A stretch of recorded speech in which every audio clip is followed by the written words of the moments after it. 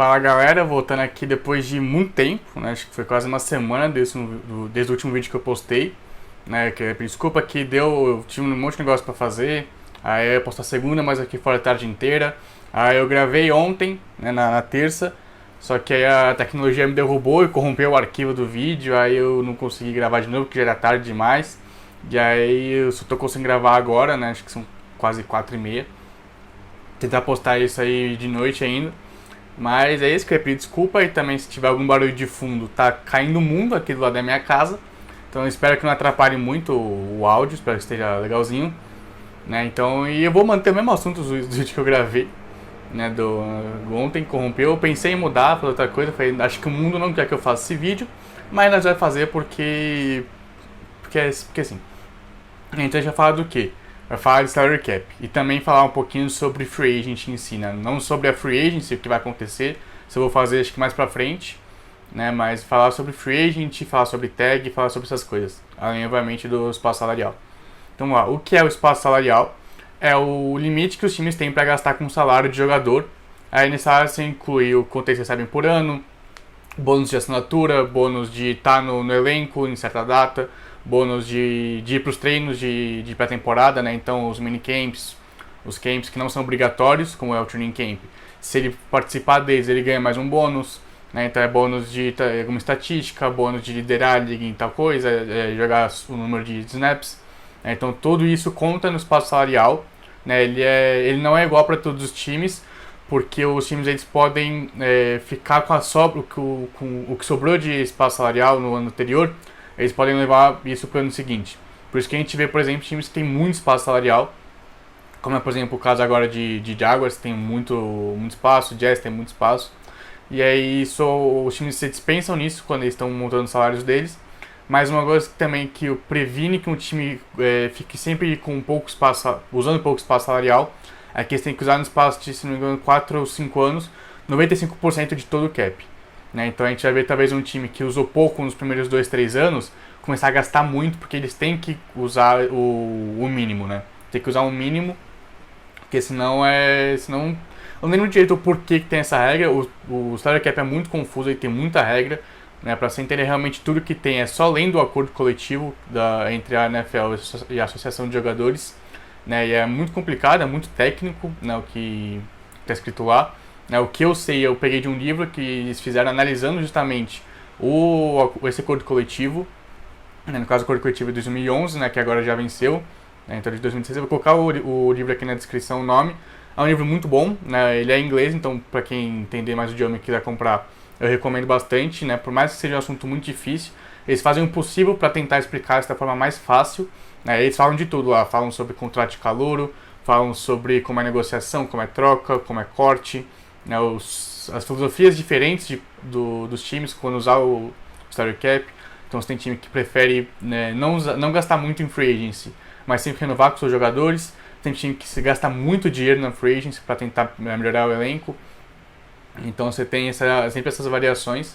E aí eles explicam praticamente tudo que você precisa saber, né, do cap. É um livro que, de novo, eu recomendo bastante, vou deixar aqui na descrição embaixo. E agora, indo para o assunto do vídeo em si, né, o salary cap ele tem muitas coisas pequenas que passam despercebido, coisas que eles não soltam, né, quando estão dando notícia de contrato, essas coisas. Então, por exemplo, quando eles falam, tal jogador assinou por 100 milhões em 5 anos. A gente fala, obviamente é um salário muito bom, a não ser que seja um quarterback, é muito baixo. E aí, vamos supor que um Edge assinou por esse valor. Então, as 20 milhões em 5 anos, ele vai ter 20 milhões de bônus de assinatura, né, que é o signing bônus. A gente fala, 20 milhões por média, só que não são 20 milhões em cada ano, quase nunca é isso que acontece. Então, geralmente, você vai ter, por exemplo, ele vai ganhar 12 milhões no primeiro ano, 15 no segundo, e ele vai aumentando. Por quê? Porque os times eles sempre vão preferir jogar a maior parte do dinheiro para frente, a não ser que eles, como eu falei, tenham que usar o mínimo, eles vão tentar jogar a maior parte do dinheiro mais para perto. Por que eles fazem isso? Porque o cap quase sempre aumenta. Tirando o que vai acontecer em 2021, o cap deve diminuir bastante, né? Eles estão falando que vai para 185 milhões, né, comparado com 198 que foi em 2020. Então ele deve diminuir, mas para 22 já estão esperando que realmente de novo passando já dos 200 milhões. Né? Então a gente não sabe, a gente quase nunca sabe qual é o real valor daquele contrato, os times vão estruturar isso, obviamente, os times e o jogador vão estruturar da forma que seja melhor para os dois. Os times, na hora que eles estão montando quanto que vai receber por ano, eles vão pensar como que vai ficar, como que eu deixo isso mais fácil para caso eu precise me livrar dele eu consiga. Então sempre tem isso, tem, por exemplo, a parte do salário que é garantida ou não. E aí para garantir o salário você tem 3 coisas, que é por motivo de lesão, por motivo de skill, né, de habilidade, e por motivo de salary cap. Então às vezes o jogador está recebendo muito dinheiro e a gente precisa se livrar dele porque a gente está com o cap apertado. E aí também o mais subjetivo de todos é o de habilidade, porque ele pode estar jogando muito bem, só que o time fala pra cortar ele, fala não, a gente achou que ele ia estar jogando no nível maior, a gente vai cortar ele por isso, e aí não tem muito o que fazer. Então quando a gente fala que o salário é garantido, você tem o que sempre falam, que é garantia de lesão, aí você tem quando é totalmente garantido, como foi por exemplo o contrato do Cousins em 2018, que era 100% garantido, era 100% garantido contra essas 3 coisas. Né? Então ele era garantido para. Ele não podia ser. Não é que ele não podia ser cortado, o dinheiro dele era garantido em caso de lesão, de habilidade e cap. Então a gente não viu isso acontecendo mais vezes em contratos, então foi acho que só o do Cousins, de contrato a longo termo, que teve 100%. Obviamente, quando você tem as tags, que é um negócio que eu vou explicar também daqui a pouco, são todas garantidas, tag e tender são todas garantidas. Geralmente, quando você tem um contrato de 1 ano, eles garantem também, porque é só 1 ano, ainda mais quando é um contrato mais baixo. Então, geralmente, eles acabam deixando um pouquinho mais garantido. Né? E aí você tem também a parte do dinheiro morto. O dinheiro morto é o quê? É o dinheiro que vai ficar no espaço salarial do time, mesmo o jogador não estando mais naquela equipe. Então, quando você tem o que foi do bônus de assinatura, ele é um bônus que ele se dissolve em 5 anos, ou até 5 anos, ou a duração do contrato. Então, voltando para o caso que eu falei, né, de 100 milhões em 5 anos e 20 milhões de bônus de assinatura. Então, ele vai ganhar 4 milhões por ano de bônus nesse contrato. Obviamente, como eu peguei um exemplo baixo de bônus, geralmente os bônus são muito mais altos, ainda mais um contrato assim. Então, o que os times fazem também é eles dividem esse bônus em 2 partes. Uma parte vai começar espalhando do ano 1 ao ano 5. E aí, quando é um contrato maior que 5 anos, eles podem também espalhar o resto em também até 5 anos. Então, por exemplo, vai supor que é um cara que tem um contrato de 7 anos e vai ganhar 50 milhões de bônus de assinatura. Eles vão dividir isso talvez em 25, ou 25, 30, 20. E aí a primeira parte vai do ano 1 ao ano 5, e outra parte eles vão começar a dividir do ano 3 até o ano 7. Então eles podem fazer isso para talvez no começo o bônus ser menor e no final também o bônus ser menor. Então você tem no meio que você espera que seja quando ele contribui mais, né, que ele vai atingir o ápice o auge físico, talvez o auge de habilidade. Então você conta que ele vai estar no seu elenco de qualquer forma. Então você pode dar um pouquinho mais de dinheiro para ele, mas caso ele não consiga, talvez nos primeiros 2 anos, você vai estar ferrado para cortar. Mas no final desse contrato, quando você sentir que ele não vai mais estar nesse auge, você pode se livrar dele sem maiores problemas. E aí, por que eu falo isso? Porque quando você corta um jogador, todo o bônus de assinatura dele vai acelerar para o ano que ele foi cortado. Então, vamos supor, estando para o cara lá de 20 milhões em 5 anos. Se no terceiro ano ele foi cortado, o bônus que ele ia ganhar nos anos 4 e 5 vão acelerar. Eles vão contar no cap pro ano que ele foi cortado. Você não consegue ter um jogador recebendo bônus de assinatura sendo que ele não está mais no time. Né? Então, em vez do bônus dele ser 4 milhões, daqui a ano vai ser 12 milhões. Isso vai ficar dinheiro morto pro time. Né? Quando o contrato do jogador é cortado, o que era garantido no contrato dele também vai ficar como dinheiro morto. Então, voltando pro caso do Cousins. No primeiro contrato dele, se ele fosse cortado pelos Vikings, todo o salário dele ia ficar de dinheiro morto no cap dos Vikings. Né? Então, vamos supor, se ele fosse trocado, aí é um pouco diferente. Quando você troca um jogador, o bônus de assinatura ele continua sendo acelerado e vai contar no espaço do time que tinha ele.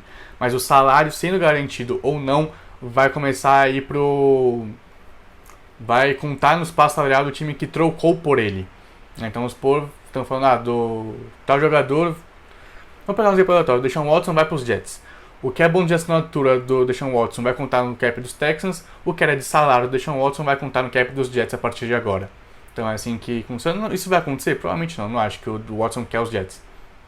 Mas enfim, é assim que funciona. Caso de troca, o bônus de assinatura dele vai para o time que tinha ele. O salário vai para o time que vai ter ele. Em caso de corte, o salário garantido e o bônus vão ficar dinheiro morto no time que cortou. E aí... Deixa eu lembrar o que mais tem. Assim, o espaço salarial né? Ele não é geralmente tão fácil assim de ver quanto a gente tem na internet, por exemplo, né? Então, obviamente, tem sites como o Over the Cap, Spotrac, faz um trabalho maravilhoso pegando todos os contratos, pegando todo o espaço salarial que os times têm, mas tem algumas coisas pequenas que nem sempre contam no salary cap. Então você tem, por exemplo, incentivos, como eu tinha falado antes, que os contratos têm. Então, se o incentivo do cara é, ele vai ganhar X milhões se ele jogar 75% dos snaps em special teams nesse ano. Esse bônus vai entrar em duas categorias: provável de ser ganho ou improvável de ser ganho. O provável de ser ganho eles vão ver no ano anterior. Ele jogou esse mínimo que ele tem que jogar em 2021 para ganhar o bônus? Ele jogou esse 2020? Se a resposta for sim, então o bônus que é provável de ser ganho, ele vai contar automaticamente no cap, né, na conta dos passarários, ele já vai entrar. Se a resposta for não, se ele não tiver conseguido ganhar, então ele não vai contar no cap, mas o time precisa ter espaço caso ele consiga esse bônus. Então, os caras que tinham o bônus de 2 milhões, o time tem que ter pelo menos 2 milhões livres para caso ele consiga atingir esse mínimo. A gente vê times, chegando na semana 17, por exemplo, que tem jogadores que estão perto de conseguir esse bônus, eles talvez não coloquem o jogador em campo. A gente viu os Patriots fazendo isso com o Gronkowski algumas vezes na carreira. Eles não vão colocar o jogador em campo na semana 17 para justamente não ter que pagar mais, não gastar mais com o salary cap com ele e conseguir carregar um pouquinho mais para o ano seguinte. Eu confio que também os times conseguem fazer isso. Então você tem essas pequenas coisas, às vezes data de corte também é um negócio importante. Você tem, por exemplo, ele é um jogador que vai ganhar 3 milhões no bônus se ele estiver no elenco do time em tal data. Os times vão tentar se livrar desse jogador antes, só que vai ficar mais difícil, porque se eles quiserem trocar esse jogador, os outros times sabem que ele está desesperado, porque às vezes ele está numa situação mais apertada, e aí ele vai querer se livrar mais rápido dele, porque ele não consegue pagar talvez esse bônus sem se livrar de outro jogador. Então você tem essas pequenas coisas, data é muito importante. Outra data que é importante é antes do 1º de junho e depois do 1º de junho. Antes do 1º de junho, se você cortar, por exemplo, um jogador, ou trocar, o bônus de assinatura dele vai todo pro ano de agora. Então vamos supor, caso alguém corte alguém em 2021, antes do dia 1º de junho, o bônus de assinatura dele vai todo pro cap 2021. Se isso acontecer depois do dia 1º de junho, vai dividir o peso entre 2021 e 2022. Então alguns times também vão fazer isso com o cara que talvez tenha um dead money maior, um dinheiro morto maior, vão cortar ele depois do dia 1º de junho para dividir entre esse ano e o ano seguinte. Não necessariamente tem que ser depois do dia 1º de junho, eles podem designar jogador com uma troca ou um corte de depois do 1º de junho sem ser isso. Às vezes eles vão combinar até com o próprio jogador, falar, a gente vai cortar agora, mas a gente vai falar que você é do 1º de junho para ele ter a chance de assinar como um free agent nessa época de março, abril, que é quando os contratos maiores estão rolando. Aí se você vê um cara sendo um contrato muito grande como um free agent lá em agosto, agosto, julho, é realmente mais difícil de acontecer, então os times vão fazer isso. O jogador já pode assinar, só que ele não pode oficialmente assinar, ser do time até o dia 2 de junho. Então você tem de novo essa parte, são coisas muito pequenas, muito complicadas no salary cap, e que realmente quem entende isso de verdade, não 100%, mas 98%, a galera que trabalha com isso, a maioria dos times tem um cara especificamente para tomar conta do cap, que eles chamam de mago salary cap lá nos Estados Unidos. Então são pequenas coisas que é muito difícil de saber, são pequenas coisas que às vezes pesam, a gente não sabe, que os times têm em mente, só que a gente não tem. Então outra coisa que é importante, que é quantos jogadores o time tem em contrato.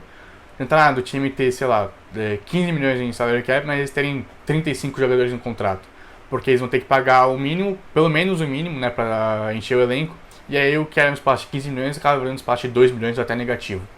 Então às vezes é melhor você ter um time que está, 5, 6 milhões abaixo do cap, mas tem já mais de 60 jogadores, por exemplo, do que você ter um time que tem 15 milhões, 20 milhões, mas tem poucos jogadores. E aí a gente entra também em outra conta, que é quando você está no período de intertemporada, então de maio, maio até agosto, você tem o que, obviamente, você não vai conseguir colocar 90 jogadores embaixo de 190 milhões de salary cap. Então eles vão contar só os 51 maiores salários do seu elenco para fazer a conta. E aí os últimos, depois que fizer todos os cortes para começar a temporada, aí vão ser os 53 jogadores. E aí você tem outra coisa, muitas que eu falo, você tem outra coisa, porque tem muita coisa. né? Então, você também tem, por exemplo, dinheiro que não é garantido, né, em caso de... Desculpa, não é garantido, mosquei. Uma conta que é importante também de fazer, que eles chamam de accurate seasons, né? Então, o número de temporadas que o jogador tem de verdade. Né? Então, vamos supor, o cara pode ser draftado em 2015, mas ele pode ter só duas dessas accurate seasons. Elas são o quê? Temporadas que ele ficou pelo menos 6 semanas num elenco. Ele não tem que jogar, ele não tem que estar ativo pro jogo, mas tem que estar no elenco. Isso não conta. A Injury Reserve também conta para esse cálculo de 6 rodadas. Mas não conta a lista do PUP, que são jogadores que não podem performar. Não conta a lista de lesões sem ser de futebol americano. Então, por exemplo, se ele machucou o pé em casa fazendo nada, não conta nessa lista. Mas se ele machucou o pé fazendo nada no treino, aí conta pra... ele vai pra Injury Reserve e não pra NFI, né? Que é os lesionados sem ser de futebol americano. Na lista do comissário também, então, por exemplo, um cara que está suspenso não vai contar. Um cara que está no practice squad, elenco de treino, também não vai contar. E, obviamente, um cara que está sem time também não vai contar o número de semanas. Então, por que isso é importante? Porque isso muda o status de free agent. Você tem, por exemplo, o de direito exclusivo, o restrito e irrestrito. Então, o número de accurate seasons vai contar para isso. O mínimo que ele vai ganhar também de salário também conta para isso. Então, o cara que tem mais accurate seasons, 4 a mais, ele vai ganhar mais do cara que tem uma, independentemente de quanto tempo eles têm de NFL. E aí, vamos falar agora um pouquinho, antes de falar das tendas e das tags, só para exemplificar o que aconteceu, por exemplo, com os Saints.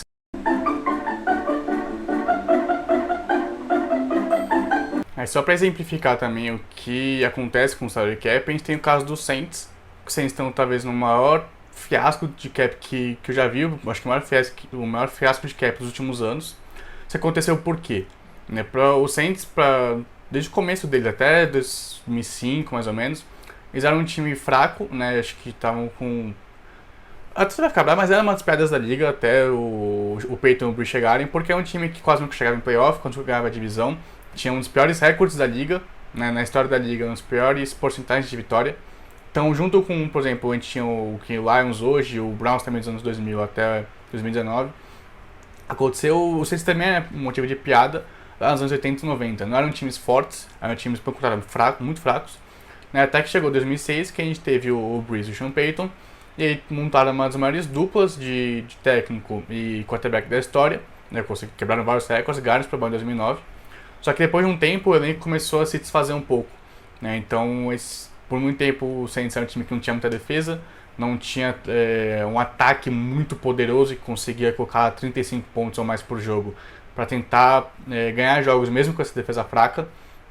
Então eles acabaram ficando, pegavam um playoff aqui, um playoff ali, mas dificilmente chegava em divisional, quase não batia a final de conferência. Então é um time que também por muito tempo acabou ficando, tipo, pô, eles conseguiram aproveitar uma vez, mas eles vão desperdiçar um Drew Brees e um Sean Payton, que poderiam ter mais anéis, mas vão acabar ficando com só um. Né? E aí, eles começaram a acertar alguns drafts, acertaram alguns drafts, o principal, obviamente, foi 2017, né, que saíram com Alvin Kamara, Latimer, Rancic, então conseguiram vários jogadores importantes, conseguiram nos anos anteriores também, por exemplo, o Michael Thomas, Ken Jordan. Então você tinha jogadores que eles falaram, pô, acho que agora a gente consegue talvez fazer uma corrida para o último Super Bowl, né? Vai que a gente consegue ganhar mais um anel com mais dois anéis com o Drew Brees ainda, ele consegue jogar em alto nível ainda. Só que, e aí eles conseguiram fazer o quê? Renovar com os principais jogadores, tentar trazer alguns reforços mais pontuais, e aí para abrir espaço no salary cap você faz o quê? Você joga dinheiro pra frente. Então você pega talvez um cara que tem um salário muito alto, você diminui o salário dele, transforma isso em bônus de assinatura, e você consegue dividir isso em mais anos, como eu falei, que você pode fazer isso também, dividindo o bônus de assinatura até 5 anos. Né? Isso também, por exemplo, o contrato do Brees, esse último que ele assinou, tem vários times que fizeram isso, o Fitzgerald fez, que é você assina um contrato de 4 anos, 5 anos, mas o final deles chamam de voidable years, são anos que teoricamente não vão existir, como se tivesse sido cortado, né, depois de 2 anos. Por que eles fazem isso? Para, de novo, dividir o bônus de assinatura. No agora, você tem um cap menor. Você pegou um cara que teria um bônus muito grande de 2 anos. Você divide esse bônus em mais anos. Os primeiros 2 anos é um peso muito menor. Só que aí depois você vai ter no terceiro e no quarto ano, dependendo de quando vai ser o voidable year, você vai acelerar todo o dinheiro para isso e vai contar no espaço salarial como tinha sido cortado. Por exemplo, o caso do contrato que o Brice assinou antes. o contrato vigente dele. Teoricamente acabou. Pode se aposentar ou não, mas teoricamente o contrato dele vai acabar. Né? E aí ele teria que renovar para se quiser voltar a jogar com o Saints. Né? Isso você joga dinheiro muito pra frente, você acaba chegando na situação que você tem agora. Eles conseguiram assinar com vários jogadores importantes? Conseguiram, né? Assinaram com Thomas, assinaram com Jordan, assinaram. Se não me engano, já assinaram com o Letman, não tenho certeza, mas acho que assinaram com o Letman. Você consegue assinar com jogadores importantes do seu time para manter o elenco competitivo no agora, sabendo que isso vai gerar muito problema para você no depois. É assim que o MyClub, assim que vários times conseguem manter o time abaixo do salary cap em dado ano, mas eles já sabem que no futuro eles vão ter muito trabalho para arrumar o cap. O Lumis vai ter um trabalho gigante para você quiser arrumar isso. Ele vai ter que cortar jogadores importantes. Ele vai ter que, talvez, continuar jogando dinheiro para frente, na expectativa de que com o novo acordo de TV em 2022, o cap deu um salto gigante e a situação talvez fique um pouco menos pior, mas assim vai ser muito difícil. Né? Mas para 2021 eles vão ter que abrir 30 milhões no salary cap. Isso é quase impossível de fazer, eles vão ter que se livrar de vários jogadores importantes, vários jogadores que têm um salário muito alto. Então realmente é um negócio pra gente ficar vendo como eles vão conseguir fazer isso.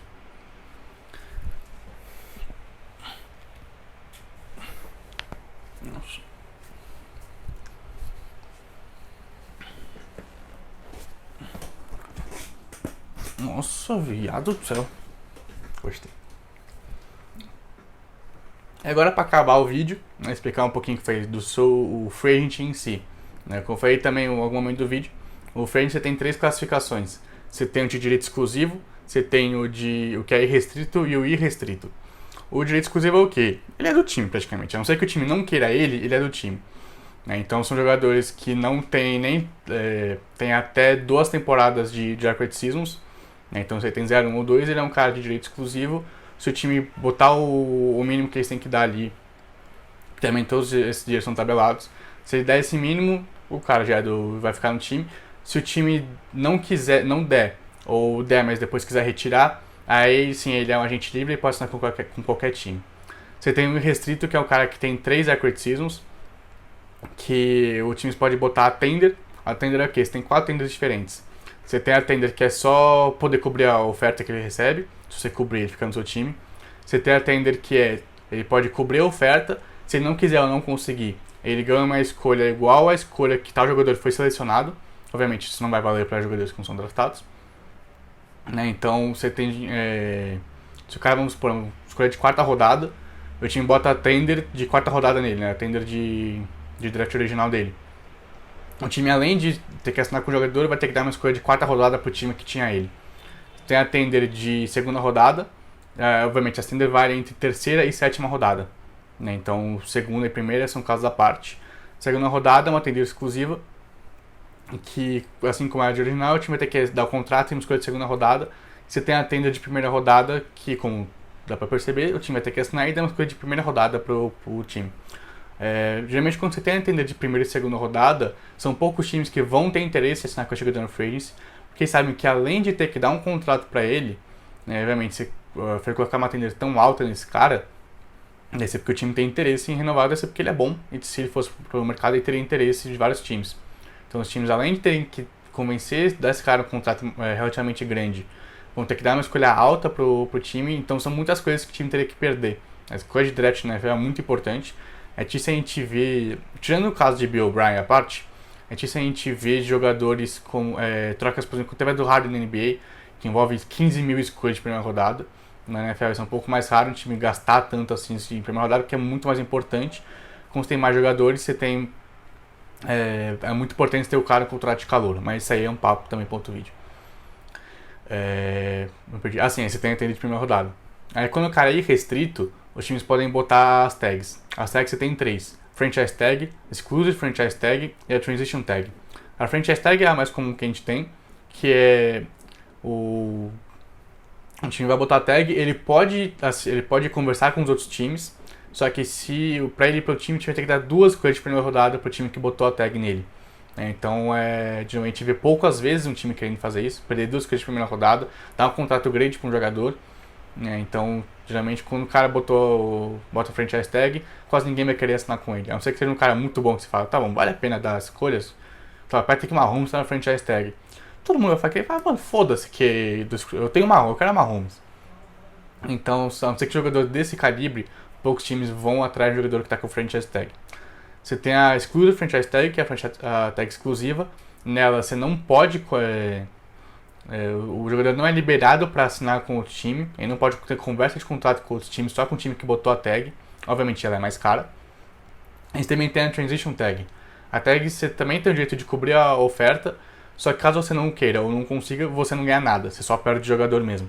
Então a gente viu os times usarem um pouco mais ela no ano passado de 2019, porque ela é mais barata entre essas três, mas você tem menos compensação caso você perca o jogador. Você não tem compensação caso você perca esse jogador.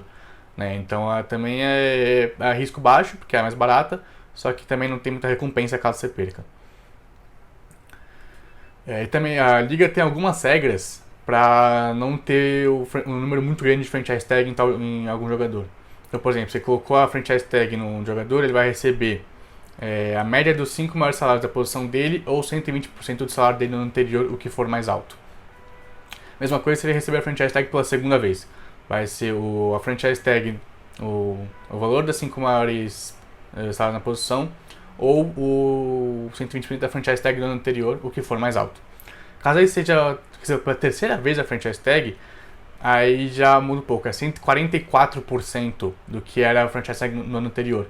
Por que isso? Porque senão o time vai ficar botando a tag, se for um jogador, por exemplo, um quarterback, só tá bom, vou ficar botando a tag, ainda mais, vai ver, é ainda mais baixo que o valor de mercado, e aí o time vai ficar botando a tag. Isso quase aconteceu com o Kirk Cousins, por exemplo, em Washington, em que recebeu a tag 2 vezes, e quase recebeu pela terceira vez, só que o Washington deixou ele ir porque ia ficar muito alto. Você tem, por exemplo, na Exclusive Franchise Tag, como foi, ela teoricamente tem que ser mais cara, porque você não dá ao jogador o direito de conversar com outros times. Ela vai ser... O cálculo da Franchise Tag, desculpa antes, é 5 maiores salários da posição antes da Free Agency. A Exclusive Franchise Tag são depois da Free Agency, quando geralmente tem contratos mais altos sendo assinados. Então acaba ficando mais cara, se não for mais cara, você vai fazer o cálculo da Franchise Tag. O jogador para tag sempre vai receber o que for mais alto. Para a Transition Tag, como eu falei, é mais baixa, um cálculo dos 10 maiores salários da posição, ou seja, vai ficar bem mais baixo. Para uma outra coisa também, caso você receba a Franchise Tag pela terceira vez seguida, você vai receber os 5 maiores salários da posição mais cara, ou seja, quarterback, da liga. Pode ser punter, pode ser kicker, não importa, ele vai receber o salário dos 5 maiores quarterbacks de média. Então a gente raramente vê times usando a tag 3 vezes, a gente raramente vê times usando a tag 2 vezes no mesmo jogador. Eu escrevi um texto ontem ou anteontem, acho que foi ontem, para a Premier League Brasil, falando justamente sobre a tag. Vou colocar também o link aqui na descrição, se quiserem ver, falar um pouquinho melhor sobre a parte das tags. Mas é isso que eu tinha para trazer para vocês. Espero que dessa vez a tecnologia não me derrube. Já me derrubou um pouco, mas é outra história. Espero que vocês tenham gostado, como sempre, né? Se inscreva no canal, ative o sininho, dá aquele joinha. Comente aqui o que vocês querem ver, comente aqui o que vocês acharam do vídeo. Se ficou muito confuso, me chama na DM, me chama lá no Twitter, vou colocar aqui também na descrição. Tentar explicar um pouquinho melhor para vocês, talvez alguma pergunta vocês tenham conseguido direcionar um pouco. Colocar também, como eu já falei, o nome do livro aqui embaixo, caso vocês queiram comprar. Espero que vocês tenham gostado, valeu e fui!